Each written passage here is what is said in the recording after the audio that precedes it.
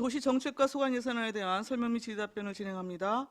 오경훈 도시정책과장님, 소관 예산안에 대해서 설명해 주십시오. 도시정책과장 오경훈입니다. 도시정책과 소관 제3회 추경 예산안에 대해 설명드리겠습니다. 예산 총액은 기정예산 대비 4억 5천만 원을 증액한 6억 4,570만 5천 원입니다. 예산 설명서 359쪽 성장관리 방안 수립입니다. 용역비는 4억 5천만 원이며 대상 지역은 공도, 양성, 원곡 지역 12평방킬로미터입니다. 성장관리 방안은 개발 압력이 높고 개발 행위 발생 가능성이 높은 지역을 대상으로 도로, 공원 등 기반시설 배치와 규모, 건축물의 용도 제한, 건폐율 용적률 완화, 환경 및 기타 경관 계획 등 대상 지역에 대한 관리 방안을 수립하여 난개발을 방지하고자 하는 계획적 개발을 유도하기 위한 계획입니다. 이상으로 설명을 마치겠습니다. 오경훈 도시정책과장님 수고하셨습니다. 전문위원 검토보고는 미리 나눠드린 검토보고서로 대신합니다. 질의답변 진행하겠습니다. 배석하신 팀장님께서는 혹시 보충 설명이 필요한 경우에는 위원장으로부터 발언권을 얻은 다음에 직위성명 말씀하시고 발언하십시오. 위원님들 질의 있으십니까? 안정열 위원님.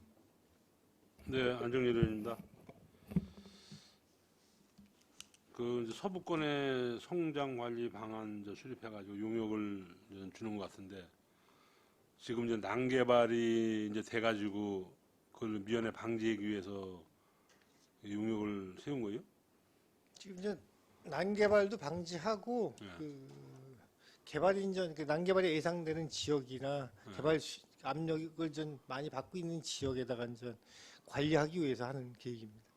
그럼 무슨 뭐 도시계획 시설 같은 것도 다시 하고 그런 것도 만들고 그러는 거예요? 도시계획 시설은 아니고 지금 개발 행위하고 지구단위하고 그 중간쯤 계획이라고 생각하시면 됩니다. 개발 행위하고 지구단위하고 중간. 예. 그럼 거기에 그렇게 개발 행위하고 지구단위 중간이면은 이게 또 땅값이 많이 올라가겠네. 아무래도 이제 이 지금 국토법 자체가 규제하는 법이라 땅값이 뭐 용도가 변경되고 이런 건 아니고 이제 뭐 기반시설을 뭐 부담한다든지 이러면은 뭐 용적 건폐율 같은 걸 조금씩 올려주고 이런 인센티브를 주는 거지. 일단 국토법 자체가 어떤 제한을 하는 법이기 때문에 땅값 올리고 그럴 일은 없습니다. 그러니까 공도, 원곡, 양성 이론이면 그 사철 목장 있는데 그 주위 거기네. 그쪽을 주로 할 거 아니야. 저하고 뭐 실곡저 수시 쪽이나 아니면 그러니까 양성면에 가면 석화리 쪽에 뭐 공장들 논 있는데 막 난립하고 이런 부분에 주로 이제 그런 부분이 대상이 될 겁니다. 몇 년 그러면 이게 진행이 되는 거예요? 조사가? 용역을 해서 뭐 공청회도 거치고 의회 의견 청취도 하고 그러면은 지금부터 시작하면 내년 말쯤에는 그 계획이 수립될 걸 그 정도쯤으로 예상하고 있습니다. 알겠습니다. 유원영 의원님. 예, 유원영 의원입니다. 수고 많으십니다.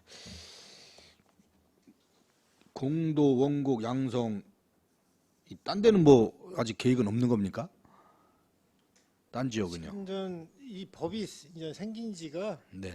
2013년, 14년 이때 이제 처음 생겨서 지금 경기도 같은 경우는 한 12군데 정도 시군에서 이제 계획을 수립해서 이제 시행하고 있고요. 우리 시는 이제 처음 한 거고 지금 이제 앞으로도 난개발이 예상되는 지역이 발생하거나 이제 집중적으로 좀 개발되는 지역이 있으면 계획을 수립해야 된다고 생각합니다. 현재는 지금 여기 한 군데만 일단 시범적으로 하려고 계획한 겁니다.